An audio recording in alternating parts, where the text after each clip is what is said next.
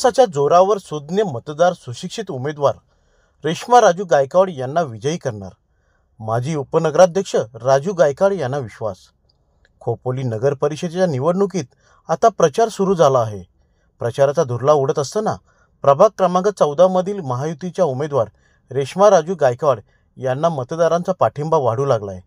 त्यामुळे सुज्ञ मतदार प्रभाग क्रमांक 14चा केलेल्या विकासावर मतदान करणार आणि आमचा विजय निश्चित होणार असा विश्वास खोपोली नगर परिषदेचे माजी उपनगराध्यक्ष राजू गायकवाड यांनी व्यक्त केला. निश्चित या प्रभागामध्ये गेली 9 वर्ष मी काम करते. सर्वसामान्यांच्या अडचणीला जे काय अडचणी असतील ते दूर करण्याचा प्रामाणिकपणे प्रयत्न केलेला आहे. मला असं वाटतं ह्या प्रभागामध्ये कार्मेलचे रोड असेल, कार्मेलचा ब्रिज असेल, सामाजिक हॉल असेल, दत्त मंदिर मुगलवाडी रोड परिसर असेल, दत्त मंदिर नव्याने बांधलेला सामाजिक मंदिर असेल, अशी अनेक ऐतिहासिक कामे ह्या प्रभागामध्ये झालेली आहेत. नुकताच मागील वर्षी भुयारी गटर योजना चालू केली होती. ती आता इलेक्शन झाल्यानंतर पुन्हा एकदा नव्याने सुरू करायची आहे. आणि ह्या प्रभागामध्ये जवळजवळ 20 कोटीचे रोड, कॉन्क्रीट रोड हे TSला गेलेले आहेत, म्हणजे टेक्निकल सँक्शनला गेलेले आहेत. येणाऱ्या काळामध्ये तेही निश्चित रोड होतील. मला प्रामाणिक आपल्याला ह्या लोकांना सांगायचं आहे की मी काम करणारा एक व्यक्ती आहे, सर्वसामान्यांच्या मध्ये असतो. गेली 9 वर्ष सर्वांच्या सुखदुःखामध्ये आलो आहे.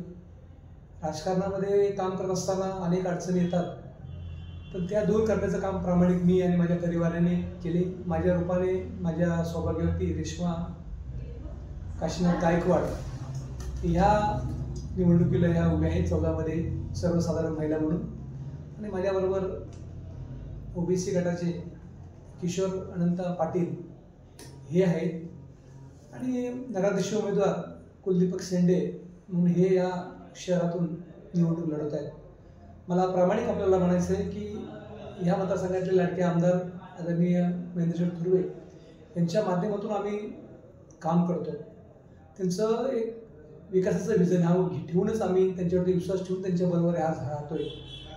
मला माहिती नाही खोपोली शहरामध्ये कोण इकडे गेला तिकडे गेला, पण आमदार साहेबांचा कामाच्या विकासाच्या अजेंड्यावर आम्ही काम करतोय आणि तो अजेंडा पुढे नेऊनच आम्ही काम करतो. आपल्याला ठाऊक आहे, मगाशीच आपल्याला म्हटलं की 9 वर्ष मी ह्या प्रभागामध्ये सातत्याने सगळ्या घटकामध्ये आहे. सामाजिक सलोखा बांधण्याचं काम मी केलं आहे. आपण आत्ताच मस्को साहेबांचं नाव घेतलं आहे. लोकशाहीमध्ये डॉक्टर बाबासाहेब आंबेडकरांच्या संविधानातून सर्वसामान्यांना कुठेही उमेदवार करण्याचा, उभे राहण्याचा अधिकार प्राप्त झालेला आहे. त्यांचंही काम मी उजवं समजतो.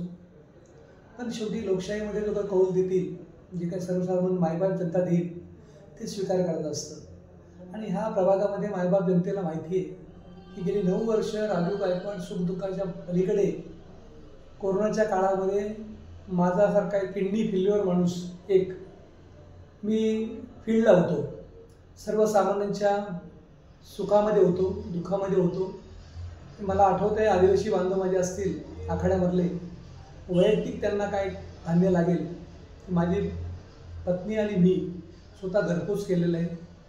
मला असं वाटतं काय ध्यान झालं पनवेलला असेल, MGMला असेल, बॉम्बेला असेल, ते माझं सर्टिफिकेट लावून माझ्या गाडीमध्ये किंवा माझ्या दुसऱ्या ॲम्ब्युलन्समध्ये येऊन त्यांचा PM करून या ठिकाणी अंत्यविधी कसा होईल खोपोली शहरामध्ये हे दुःखाच्या घटनेमध्येही मी सहभागी झालेलो आहे.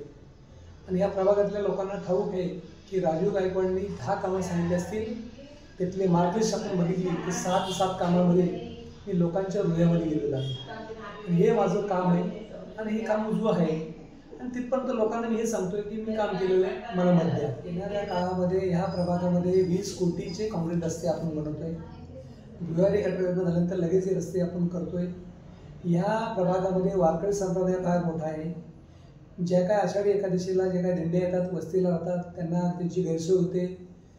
त्या ठिकाणी माझ्या ठिकाणी या प्रभागामध्ये जवळजवळ 3 मजली 4 कोटीचा मी वारकरी भवन घेतोय. आणि ते वारकरी भवन मार्च महिन्यामध्ये येणाऱ्या काळामध्ये त्याचा फंडिंग घेतोय. आणि मी काम करणार दाखवून दिलेलं आहे काम. माझं काम हे उजवं आहे. मी काजूवाडीमध्येही विकास केलेला आहे, तिथेही सामाजिक हॉल बांधलेला आहे.